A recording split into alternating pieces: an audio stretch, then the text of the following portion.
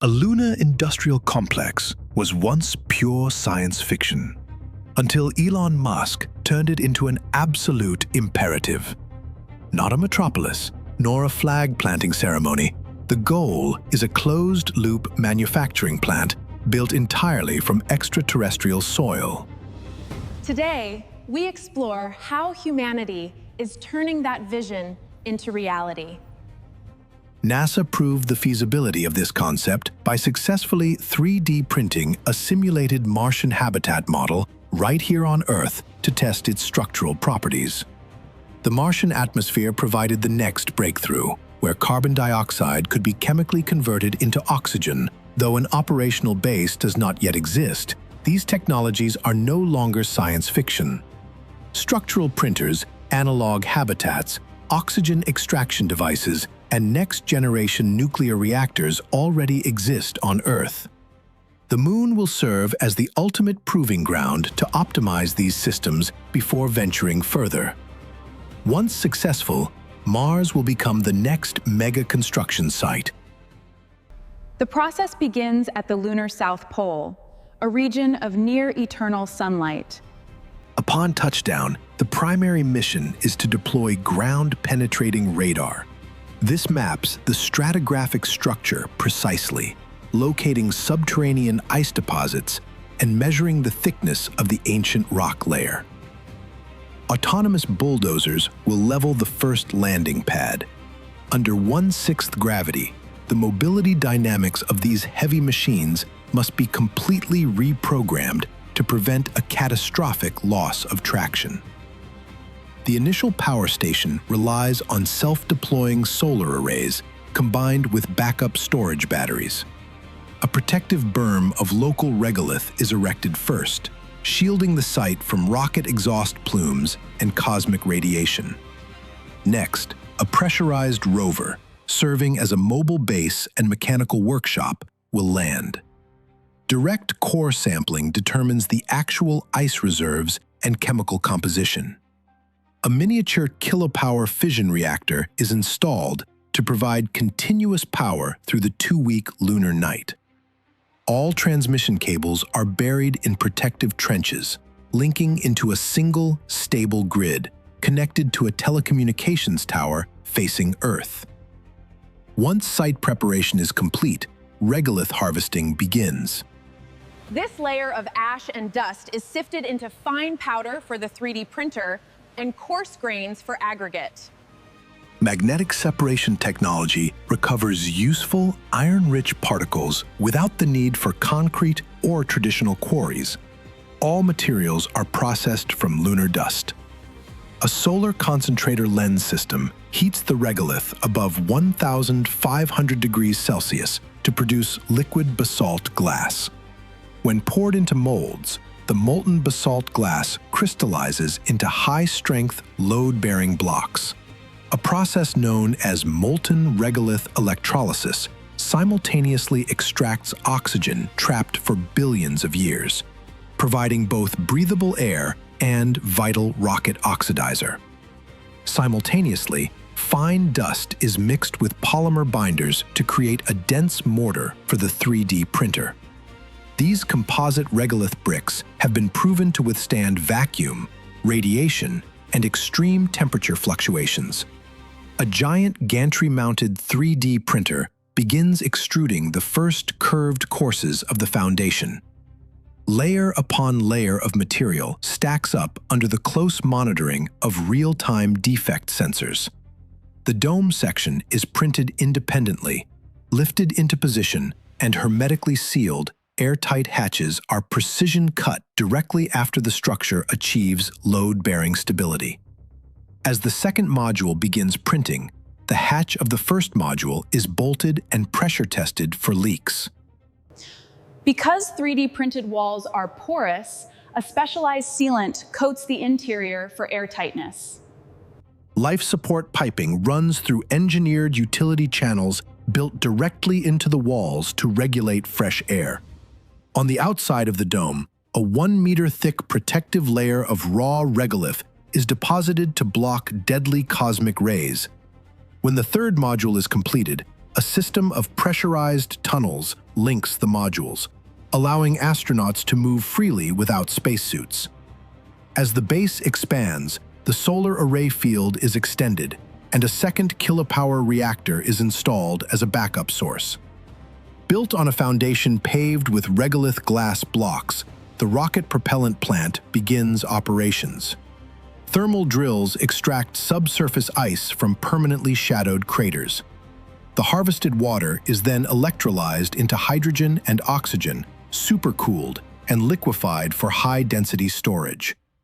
This breathable oxygen is entirely reclaimed from ancient ice sources. Iron-rich soil is melted into the first crude metal ingots ever produced off-world. Rolling lines transform them into standardized sheet metal for local parts fabrication. A localized machine shop operates inside the dome, utilizing lathes and milling machines to process lunar alloys in real time. Metal 3D printers manufacture bolts and load-bearing brackets, running alongside a photovoltaic cell production line made possible by the abundance of local silicon. An ecological greenhouse complex rises, featuring multi-tiered hydroponic systems and specialized LED lights to cultivate lettuce and potatoes. The greenhouse roof is reinforced with additional radiation shielding to protect sensitive plants. A paved road system made of molten basalt is constructed to mitigate the abrasive lunar dust that wreaks havoc on machinery. A sturdy blast deflector wall is also erected around the landing pad to block high-velocity dust blasts from subsequent landings. The power, breathing air, water, and fuel networks are fully integrated and tested in sync for the first time.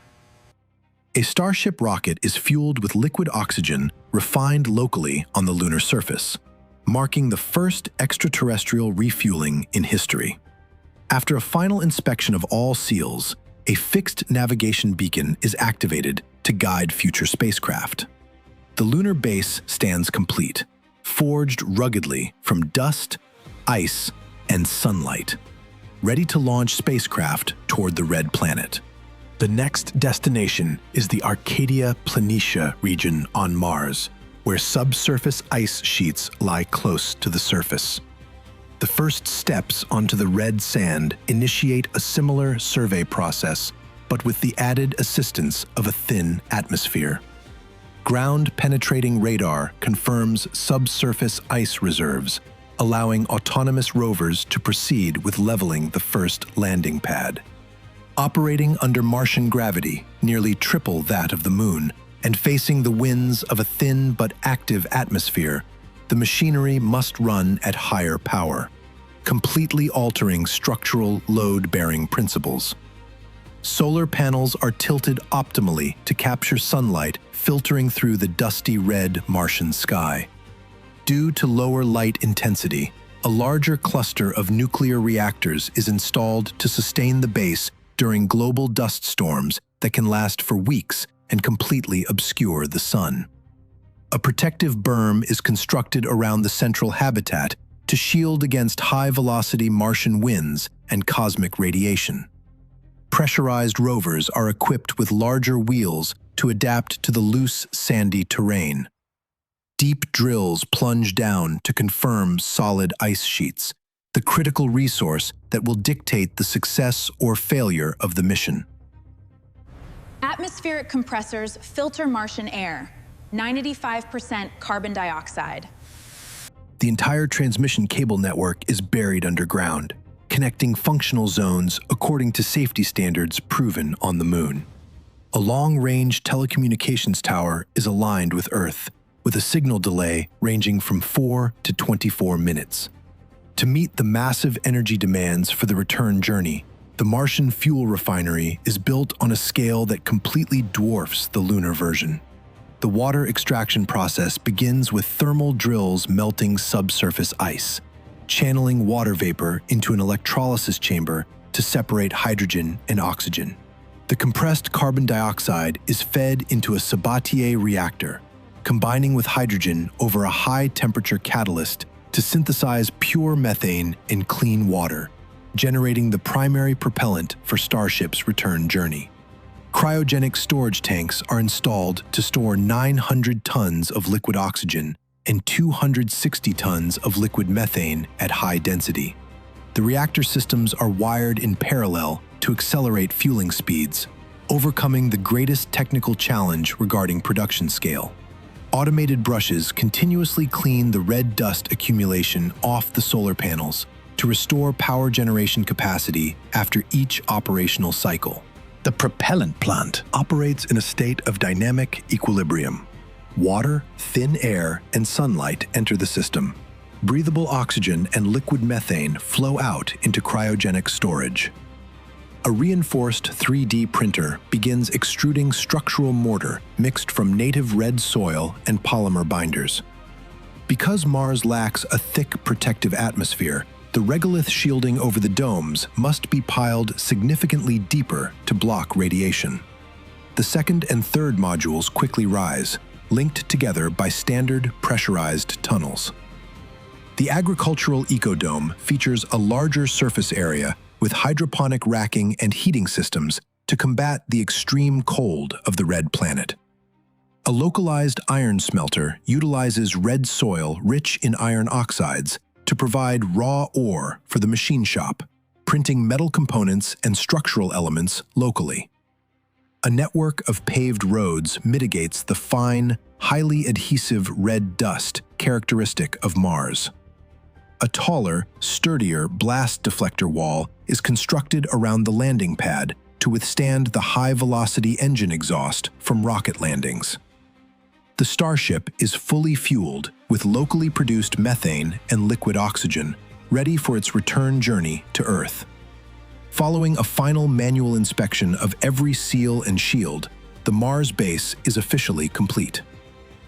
2 extraterrestrial outposts, established using the exact same proven 9-step engineering process. The rugged block seen earlier is the foundation of this entire survival dome. From the initial test phases of reclaiming single grams of oxygen with the MOXIE device, we have scaled up to achieve absolute energy independence for the return trip, without relying on resupply from Earth. Conquering space is not a vague financial narrative. It is a practical equation of mass, energy, and manufacturing capability. Every technology needed to turn this dream into reality is already in our hands right now. We are not just dreaming about space, we are building it with heavy engineering. Got any new ideas for this project? Let us know in the comments below. Remember to subscribe and hit the bell icon to catch our next video. Bye for now, and see you soon.